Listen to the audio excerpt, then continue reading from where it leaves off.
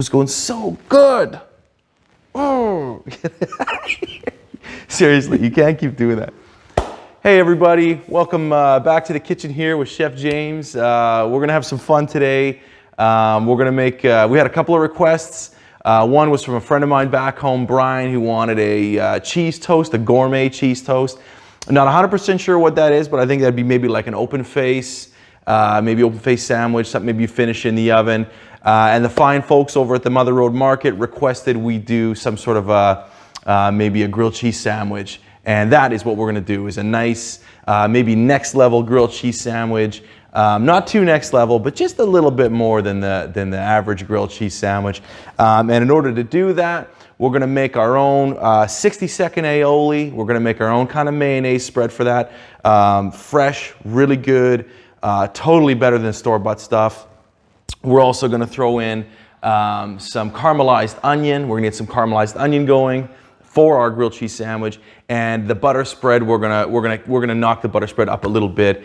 And we're not gonna do a tomato soup, but instead we're gonna do a kind of a fun little ketchup dip. If you're like me, you dip your grilled cheese sandwich in ketchup. I cannot have a bite of grilled cheese sandwich without ketchup, so we're gonna play with that as well. So let's get started. We'll get the caramelized onions going, because that's what's gonna take the most amount of time. Now, rather than, have the onion peeled it already, rather than just going straight through the onion and having these long pieces, when you're eating that in a sandwich, maybe sometimes you take a bite, you pull, it'll string out, it'll pull it all apart. So we're actually gonna go ahead and we're gonna take and make the onion into just a little bit more manageable pieces, like that. So you can see these pieces are a little bit, once we caramelize these and saute these, they're gonna actually, when they go into the sandwich, be able to be kind of eaten a little bit easier without stringing and maybe burning the bottom of our lip with cheese, hot cheese that's come out when we bite into that onion. So let's get it in. Like I said, the pan's already warm. So when caramelizing the onions, the key is going to be a little bit of oil in there. There's about a tablespoon of oil and a lower heat. You can hear it kind of sizzling, so there does have to be some heat in there, but it's going to be a slower process as we caramelize the onion. It sweetens the onion. Some people will introduce sugar when they do this. You shouldn't need to introduce any more sweet. The natural sweetness of the onion will be there. Maybe a little bit of salt, maybe a little bit of seasoning with your onion, and that's really all you got to do. The rest is just going to be a lower heat. And let that work its magic for, this will take anywhere, depending on what you want to do, I think 15-20 minutes at least to get some level of caramelization in these onions.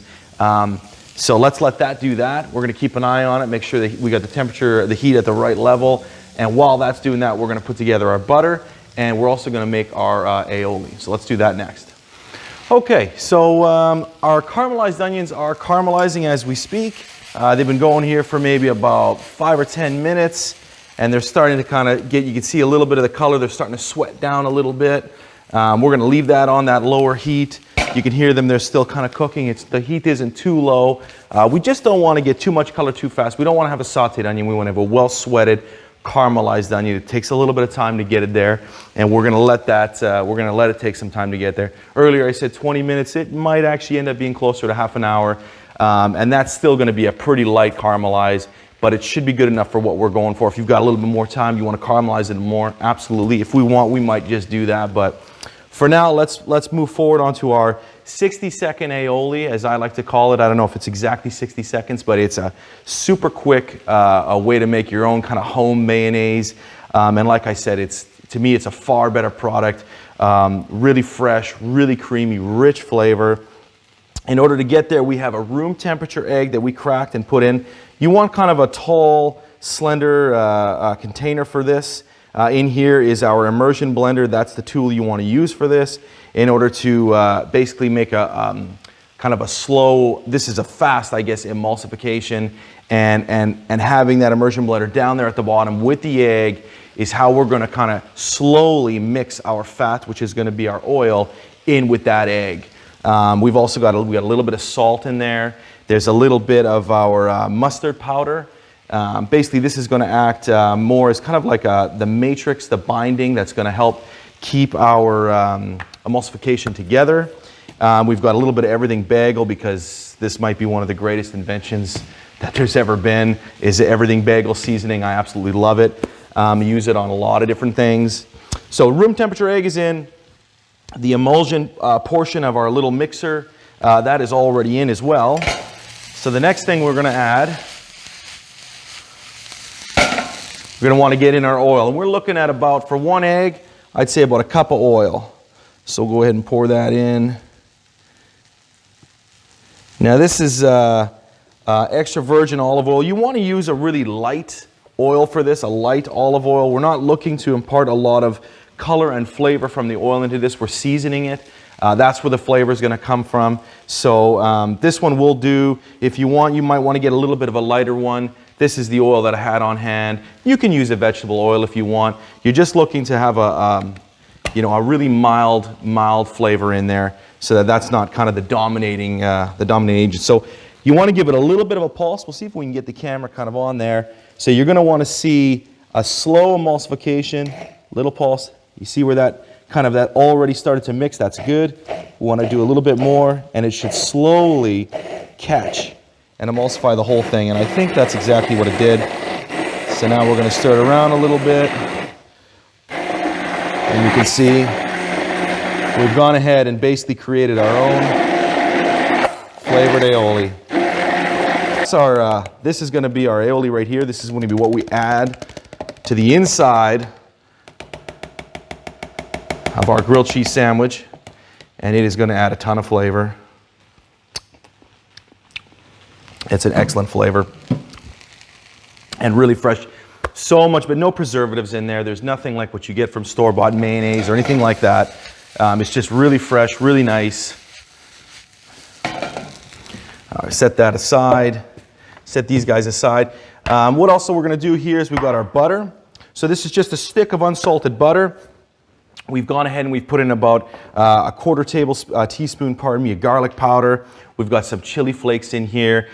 We've got some onion powder. We've got a little bit of oregano, all about a quarter teaspoon. You don't need a lot of that. And same thing with the salt, just a pinch of salt. And all we're doing is we're just adding a little bit of flavor to that butter, so that when we spread that on the outside of the toast, it's just another element of flavor that we're adding to this sandwich when it toasts in our skillet here later on. So let's put that together. Like I say, the butter, this room temperature butter, so it's much easier to mix up and get that flavor in there. Now you might think, well, why not use, real garlic instead of garlic powder, and why not use fresh oregano instead of dried oregano? And the reason for that is because this is going to be spread kind of on the outside of our bread. We don't want to have any sort of burnt flavor coming in from burnt garlic. Anything that we put in this butter, it's going to have to stand up to the heat because it's going to be in direct contact with that heat on the cast iron pan we're going to use. So dried and regular butter, you can use regular butter if you want. I like to add a little bit more taste, a little bit more depth to it, and this is a great way to sneak it into the sandwich, and it ends up adding a lot to it, in my opinion. So the butter's there. We've got our beautiful, fresh, brand new aioli. That's going to go, and we're going to spread that on the inside of the sandwich. Really nice addition to the sandwich. For the cheeses, we could have put some really nice, fancy Gruyere, some fancy cheeses in there. I'll go fancy and I'll get a really nice, this is a 4-year-old aged cheddar. We're going to go ahead and we're going to shave that a little bit and put some of that in there. But I got to tell you, for a grilled cheese sandwich, I love just Kraft single slices.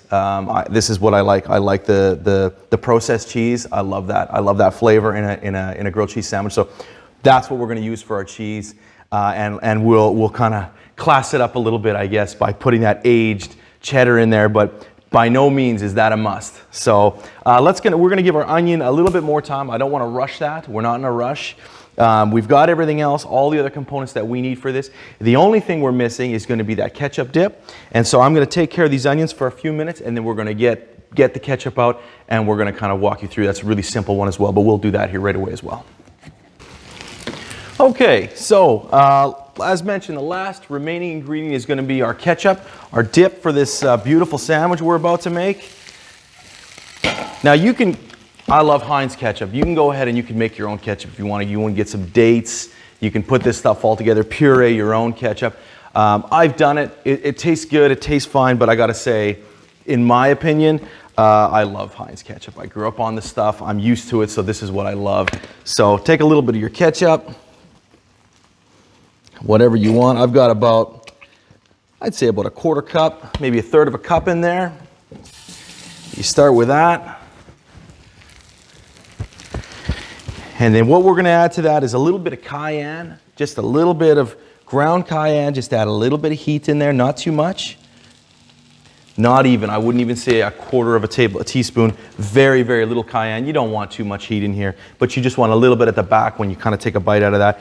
And then what I like to add to this little mixture here is a little bit of maple syrup. Now I'm kicking myself because the last time I was up north in Canada, I didn't bring home some of the real, true North Canadian syrup. But you know, Reese's came through again, and so we've got some really nice maple syrup here. And that's about maybe a teaspoon of syrup in there. You don't want it too sweet, just a little bit. Give that a little bit of a stir. Make sure we keep an eye on our onions. Onions right now, you can see a lot of color. Unfortunately, they kind of got away from me a little bit there while I was doing a lot of talking, and they kind of got a little more sauteed than I would have liked, but that's okay. We dropped the heat, I think, in time. And those are going to keep caramelizing. They're going to keep kind of sweetening and having their natural sweetness and sugars come out. So we'll keep letting that go. Okay, so I've just tasted the onion. All told, I'd say these went for about 20 minutes, maybe 25 minutes. Like I said, on that lower heat, I just tasted them. They're pretty much, they're not perfect, but they're pretty much where we need them to be. They've sweetened up real nicely. A lot of that flavor has come out. I think it needs maybe a little bit more salt in there, but otherwise these onions are perfect.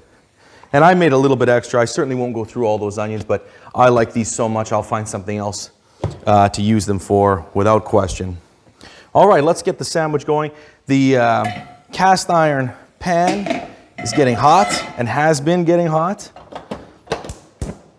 So we'll keep the heat on that.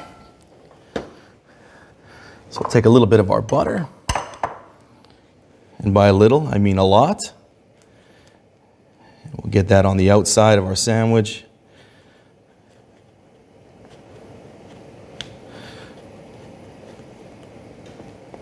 Like that. A little bit on the other one too. All right, so now we stack this on top of that. Let's get our beautiful, absolutely amazing house-made aioli. Put that on there, and you can see the color. The reason the color is so green is because I didn't use the really extra light oil that I really wanted to have, and I didn't have any more left. So unfortunately, that color is a little bit different than what I like it to be. And there actually is a little bit of flavor that came in through the olive oil in there. Not too much, thankfully, but it's a little bit more than I would like to have in there. So, but that's all right. Still tastes great. And for demonstration purposes, you guys kind of get the idea of what I'm doing with that. And so you'll try that at home. I do recommend trying that at home. Let's get a little bit of this in the middle. Throw another piece of cheese on there. And the onion, of course. After all that work, we don't want to forget our onion, do we? Let's get a little bit of onion in there. Nice small pieces of onion. When we go to cut the sandwich in half as well, we're going to be happy that we don't have these gigantic, long, stringy pieces of onion. I like my onion, so I'm going to put a little bit more in. Oh, fantastic. Can't wait. Cannot wait. That pan is plenty hot. So we'll get our sandwich in there. Perfect. Nice sizzle. Now, some people like to take their grilled cheese sandwich and they like to press it and squish it together. I don't like to do that. I like it to keep its height. So I like to use a lid. And that's really going to help it, that's really going to help all that cheese melt while the crust on the sandwich slowly starts to cook. And that's what we're looking for. Not a real high heat on it, so that by the time the cheese melts, the outside of the sandwich is already almost burnt. We definitely we want the color, but we don't want a real hard burn on the outside of our bread when we do a grilled cheese sandwich, or at least I certainly don't. So we'll let that kind of cook a little bit. We'll take a peek, make sure it's not burning on the bottom, give it a flip at the right time, and we're almost there. We're almost home. Let's give it a little bit of a flip now. I think it's ready for it. Look at that, fantastic color. That's about as toasted as you want it. I don't think you really want it to get any darker than that. Let's put the lid back on while that finishes. It's almost there. Cheese is melting nicely. It's gonna warm up that aioli is already nice and warm. It's already room temperature. It's gonna warm it up even more. Really gonna be nice and juicy, packed with flavor. Couple minutes and that's that. I think it's right where we want it to be. Let's take a look. You can see kind of on the side there, it's melted really nicely. A little bit darker on the bottom, but that's okay. Set that down like that. Let that cool for just a second before we slice into it. But when we do, I think we're going to see that cheese kind of ooze out of there beautifully. You know, what more comfort is there as a comfort food than a really nice grilled cheese sandwich? I can't think of anything that's better than that. So let's let that cool for a second. I'm going to clean up a little bit. When we come back, we're going to cut into this. We're going to take a look, see what it looks like on the inside. I'm going to taste it, and I'll let you know if it's good. I think it will be, though. Okay, let's cut into it right now. I can hear my spider senses tingling. All three of the kids have just gotten home with mom, so that's my cue to wrap this up here as fast as I can. So we'll take a knife. Let's gently cut into this. Let's see what it looks like. Oh, that is a thing of beauty, is it not? All that cheese, the onions, the aioli in there, and of course, got to take a bite. Should we use our ketchup? Yeah, let's use our ketchup for sure. A little bit of a dip.